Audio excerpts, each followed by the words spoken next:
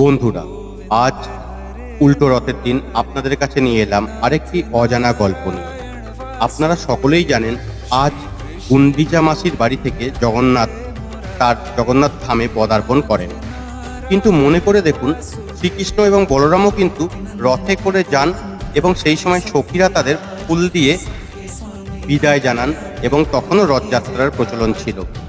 আর এই গল্পটি যখন বাসুদেবের পত্নী রোহিণী সুভদ্রাকে বলছিলেন, তখন শ্রীকৃষ্ণ ও বলরাম পাশ থেকে সব শোনেন এবং গভীর আনন্দে আপ্লুত হন এবং সেই যে রূপ তা নারদমুনি দেখতে পান এবং তখন পরবর্তীকালে বিশ্বকর্মাকে সেই রূপের বর্ণনা দেন।